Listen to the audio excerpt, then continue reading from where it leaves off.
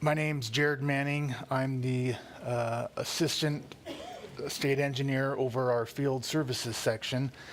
And today what I want to talk about is distribution systems. This is part of what comes under our field services section. When I talk about distribution systems, I'm talking about getting the water from the river to the water users.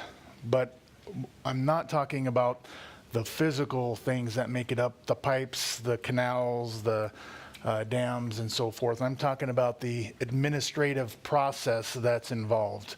And so, you know, that's what I'll talk about. You could use the word bureaucratic over administrative, but I don't like the word bureaucratic. I was in a public meeting one time, and you know, people get up and they talk and they rail about things, and someone was railing about the bureaucrats, and it dawned on me that he might have been talking about people like me. But we'll call it the administrative process to get the water from the stream to the water users. In Utah, of course, we are under a prior appropriation doctrine, and so there's got to be some way to make sure that the people who have the earliest water rights get that water. And as that flow reduces in the river, which it will over time throughout the year, some of the water users will go out of priority and they'll need to be cut off. And so what we're going to be talking about is that process and how it all happens. Okay, the authority to do this, currently it's held by the state engineer, and you know, we have commissioners that do this. Historically, before the state engineer existed, this authority was held by counties and cities and then district courts. It just so happens I was doing some family history research, and my third great grandfather, Daniel Collette, was one of the early water masters on Summit Creek up in Cache Valley. So it was 1863 was when he was appointed, and he was a water commissioner there for something like 25 years. So I guess it's in my blood or something like that. But at any rate, that's how it was done early. As these states or as these cities and counties built up, they appointed these water masters. Later on into late territorial days and early statehood days, as there became conflicts, people would go to court over these things, and then the court would order that distribution be done a certain way. In 1919, they changed the statute so that now the state engineer is in charge of distribution. There's 37 distribution systems that the state engineer operates currently. There's actually another 3 systems that are still operated by the district courts. But not every stream in the state has a distribution system on it. It's typically the ones where there's been some sort of controversy, and so there needs to be some authority to come in and to handle things. The distribution system, I'm going to be talking about the composition. There's really 4 components of a distribution system. You got the water users. I'm going to be talking about the responsibilities and everything for each of these. There's a distribution system committee, which represent the water users as a whole. There's the water commissioner himself or water commissioners. Some systems have 2 water commissioners. Some of them have 1 water commissioner and some deputies or a deputy. Most of them typically just have one commissioner. I think there's only 2 systems where we've got co-commissioners, and then there's a handful of them that have deputies. And then the state engineer's office is the other component. All right, as I said, I'll be talking about the responsibilities of each of these. First is the water users, and whenever I present to water users, I always try and emphasize this one thing, which is to use water in Utah, you need to have an adequate measuring device and controlling works. And this is, if you go back and look at the very first statutes that they did for water back in the 1850s, this was in there because they realized that if there's a controversy, you can't solve it unless, one, you can measure what's happening, and two, you can control the water. And so those things are key. 90% of distribution conflicts in the state can usually be solved by making sure that the water users have adequate measuring devices and controlling works. Water users can also elect the distribution system committee that represents them, and I'll talk about what the distribution system committee does.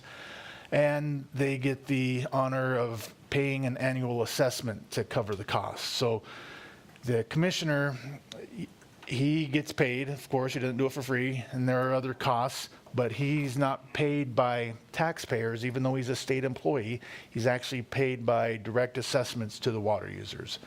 And so just like if you were in a private irrigation company, you would have an assessment to pay for your water master. If you're on a state-run distribution system, then you'll pay an assessment to pay for the water commissioner. Okay, the committee represents the water users. They're elected by the people they represent. And there's a meeting that's held every year, an annual water distribution meeting throughout the state. So I get to go to 37 of these meetings between January and typically the beginning of March. And we'll set a distribution system budget. The committee will, that represents the water users. They determine how much they're going to pay the commissioner and how much they're going to pay for other costs. They set that budget, and then they also set an assessment amount. They determine how much needs to be collected. And then also they will select new water commissioners when the term expires. It's being a water commissioner is like a president. You have a 4-year term, and it's hard to be well. It's not that hard to be removed. It's harder to remove a president, I think, than it is to a water commissioner. But at any rate, it's always fun on election years when we elect water commissioners. Last time it was Trump. We said, okay, now, so just so you remember, you're a water commissioner as long as Trump is president, or whatever, whoever it is. All right, let's move on. Talk about the commissioner and what he does. His job is basically to make sure that the water gets to the water users that are entitled to it. That's done on a priority basis. The other thing he needs to do is if there is storage in the system, and a lot of the bigger systems have storage reservoirs, he's got to determine what water is natural flow in the system, what water is storage water, and make sure that everybody gets the correct amount of water. If there's storage water, he's got to make sure the storage water goes to the storage users. If there's import water, from another basin, he's got to make sure that water goes to the correct users. It's just not a simple matter of dividing up what's in the stream. You got to figure out which kind of water is in the stream and divide that up accordingly. So it can be a complicated process on some of these bigger systems. He keeps a record, produces an annual report, and then provides other maintenance and different things that he needs to do to keep the system up and running. Another thing the commissioner will do occasionally is he'll need to tag a diversion. So there's a white tag and a orange tag. And the white tag basically means, hey, I've set your head gate, don't move it. So it's kind of the kinder one, and usually it'll accompany a lock. If he tends to set a head gate and it tends to get moved, he might tag it and lock it and say, don't move it. It's set here for a purpose because that's the water that you're entitled to. The orange tag is typically there's some process where your water is being shut off. You haven't paid your assessment, or there's some other enforcement process. It'll lock it tight, put an orange tag on it, says don't open up this gate and use the water. So if you see one of these, read them, don't tear them off, don't change the head gate or whatever thing, or the setting on the head gate because there are penalties that are associated with that. One of our commissioners likes to tell a story of he'd go up and change the head gate. You know, he'd set the head gate and then leave his wallet up there. And he'd forget it and come back the next day, and his wallet was there, and it had all the money in it, but the head gate had been changed.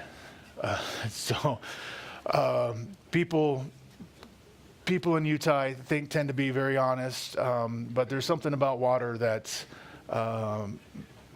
causes otherwise good people to want to, you know, just turn that head gate a little bit. All right. State engineer's responsibility. This is the fourth part of our distribution system. He's the one with the statutory authority to appoint the commissioner. But he doesn't pick the commissioner. It's the water users through their committee that picks the commissioner. They go and they, you know, do interviews and decide who they want to pick. And as long as that person is a qualified candidate, the state engineer will appoint that person. Every once in a while, there might be a tie or something, or maybe there's a three-way split where one of the applicants does not get a majority votes. At that point, the state engineer has to step in and make a decision. I've never seen that happen. Actually, usually the water commissioners are close, or the water committee people doing the interviews are usually unanimous or close to it in who they want to pick. So folks tend to be really invested in this system. They're paying for it. They're selecting the commissioner. It's their system. State engineer is just there to provide some legal backing for the commissioner to do his job. There's the assessments that I talked about. The state engineer actually manages that fund, sends out the assessments. They come in, and then we use that money to pay the commissioners and the other expenses and so forth. Third responsibility here for the state engineer is to train and direct these commissioners as they come on. You know, typically it takes a little bit of training to get them up and running, and then they can operate pretty independently until we get conflicts, and then the state engineer will step in and help to evaluate the rights and understand, help the commissioner understand where the water needs to go. And that's one thing I tell the commissioners. It's your job to tell the water where to go, not to tell the water users where to go. Tell the water where to go. But sometimes they tell the water users where to go, and often the water users will tell them where to go to. But that's just all the fun of distribution in Utah. Overall, it's a good system. It works.